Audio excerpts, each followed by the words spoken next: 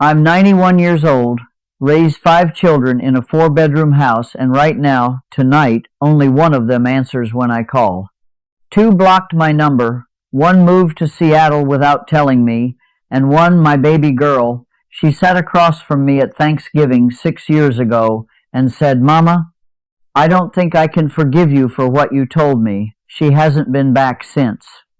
I didn't cheat, I didn't steal, I didn't hit. What I did was worse. In some ways, I told the truth, the wrong truths to the wrong people at the wrong time, and it cost me almost everything. So tonight I want to talk about 7 secrets, 7 things you should never share with your family once you pass 70, not because lying is noble, but because some truths don't set people free. They just build new prisons with better lighting. But to understand what I destroyed, you need to see what I had. My name is Lucille. Most people call me Lou. Married my husband Earl for 54 years. Got married at Mount Zion Baptist Church in 1965. I was 22 and he was 25. He worked a paper mill called Southern Fiber for 31 years. I worked a school cafeteria, then later at Sears. We weren't rich, weren't poor. We were the kind of people who counted the electric bill twice and still found money for birthday cakes. Saturday mornings, Earl would sit right here at this table doing the crossword in ink, kids running through the kitchen in bare feet, screen door slamming every 10 minutes, and I'd stand at that stove thinking, this is what safe feels like. Earl passed in 2019, and after he was gone, I did something dangerous. I started talking. Started telling my children things I thought they deserved to know. I thought I was giving them gifts. Turns out I was handing them grenades with the pins already pulled. Here's what nobody warns you about getting old inside a family. After 70, your children don't see you as a person anymore. They see you as the foundation, and when you start cracking that open, showing them the dirt and the pipes underneath, they don't thank you, they panic, because you just told them the ground they've been standing on might not hold. Now, the first secret you should never share after 70 is the real condition of your marriage. I don't care what happened between you and your husband. I don't care if there were years you slept back to back like strangers on a bus. Your children do not need the full picture. They need the frame. In 2020, my oldest daughter, Vivian, came to sort through Earl's things. She found a stack of letters in his coat pocket, rubber banded together. They were mine, written during a separation in 1981 that none of the children knew about. 12 weeks Earl lived at his brother's house in Paducah.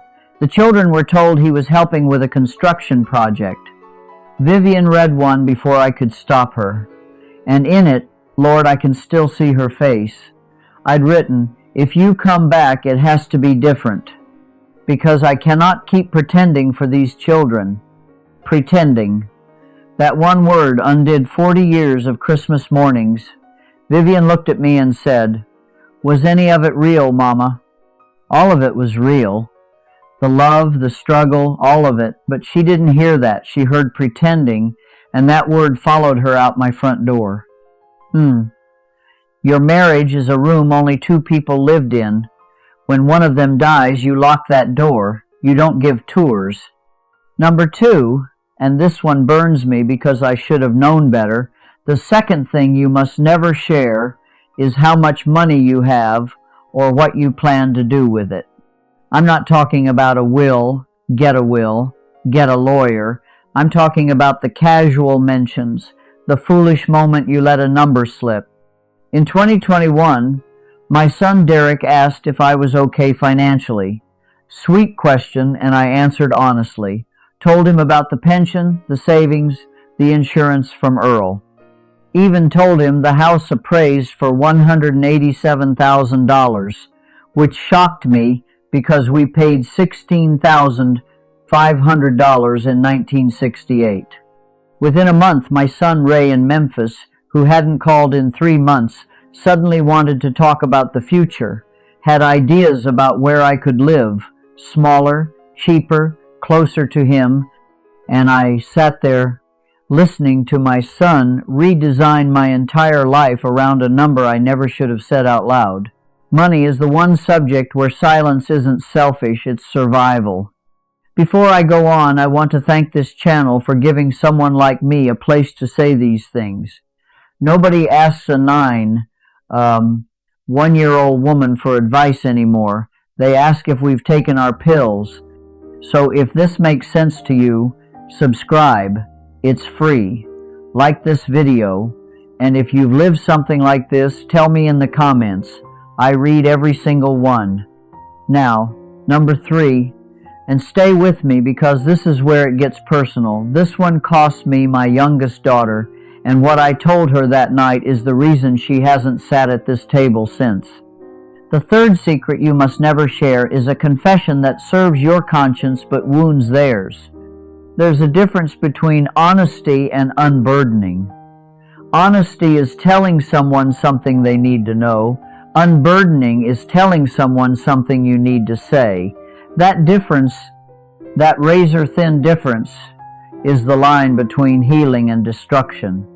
In 2022, my daughter Charlotte, the youngest, came for Thanksgiving. After dinner, she sat with me right here at this table, and I don't know what got into me. Maybe the wine, maybe the loneliness, maybe just being too tired to hold it anymore. I told her that before Earl I had been pregnant. I was 19, the man was from my church, he left town. I lost the baby at 4 months. Nobody knew. Not my mother, not Earl. 72 years I carried that alone. She looked at me and said, "Why are you telling me this, Mama?" I didn't have a good answer. The real answer was because it's heavy and I'm tired, and I wanted someone alive to know. But that's not a gift. That's a deposit. I was putting my heaviest bag in my daughter's hands because my arms were shaking, and I called it closeness. If your secret doesn't change their life for the better, it is not theirs to carry. Find a pastor, find a counselor. Do not make your child your confessional booth.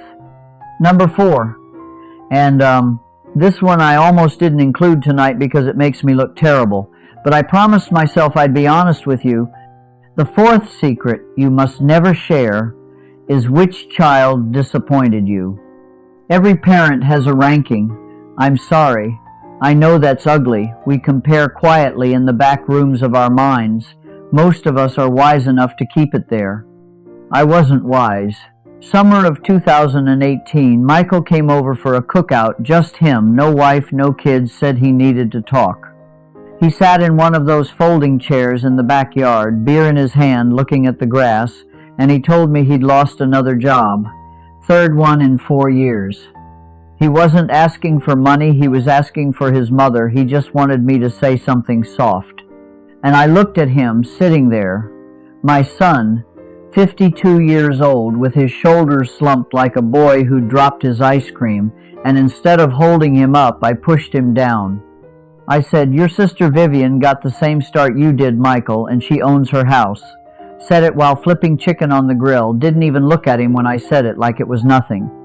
He put his beer down, he didn't yell, he just said, "Okay, Mama." Quiet, like something inside him closed.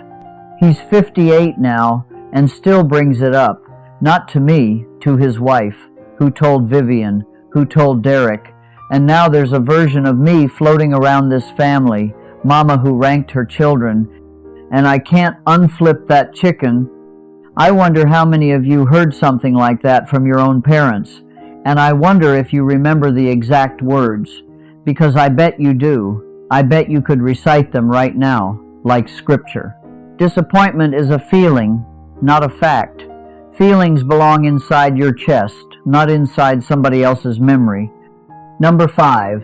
And Earl would have been ashamed of me for this one, truly ashamed, because he understood something about love that took me 85 years to learn. The 5th secret you must never share is what you sacrificed for them. I gave up a job offer in 1974, assistant manager at a department store downtown, better pay, real benefits, turned it down because Michael had asthma and Earl's shifts ran late. For years I swallowed that quietly. Then one Christmas, 1996, I think, the kids were all home, everybody laughing, dishes piling up, and I was standing at the sink with my hands in the water while everyone else sat in the living room. And something in me just cracked. Vivian walked in to get more ice, and I said it. I said, "You children don't know what I gave up so you could sit in that room right now." Just like that, soap on my hands, water running, not even looking at her. She stood there with the ice tray and said, "What do you want us to do about that, Mama?" And I didn't have an answer, because there wasn't one. Every time I said it, something small died in their eyes, because what they heard wasn't, "I chose you," it was, "You cost me my life." Earl never did that, not once. 31 years in a mill that gave him a bad back and a worse cough, never once said, "I did this for you." Just did it, quietly, without an invoice. The people who love you the hardest are the ones who never tell you the price. I understand that now, sitting alone in this kitchen. I didn't understand it when the kitchen was full. Now here's something that might surprise you. Everything I've told you so far, the marriage, the money, the confessions, the comparisons, the sacrifices, those hurt, but they're wounds you can see coming. This next one is different. This one moves in the dark. Number 6, and I need to be honest with you about what I mean here. The 6th secret you must never share is your fear of dying. I'm afraid every night, afraid of falling and lying on this floor for 2 days before someone checks, afraid of losing my mind the way my mother did. She didn't recognize me her last 3 years. I sat beside her holding the hand of a woman who looked at me like a stranger. But I will not tell my children, because the moment you tell your children you're scared, you become a problem to solve. And their solution is always the same, somewhere smaller, somewhere supervised. My neighbor, Doris Whitfield, told her daughter she was afraid alone. 3 months later, Doris was in a facility in Lexington, 40 minutes from her garden, her church, the porch where she sat every morning for 30 years drinking coffee and watching the street wake up. Doris lasted 8 months. She didn't die of anything doctors could name. She died because they moved her life away and forgot to bring it with her. Tell your doctor. Tell God. Tell a friend your age, but be careful with your children. Their fear of losing you will override your right to live.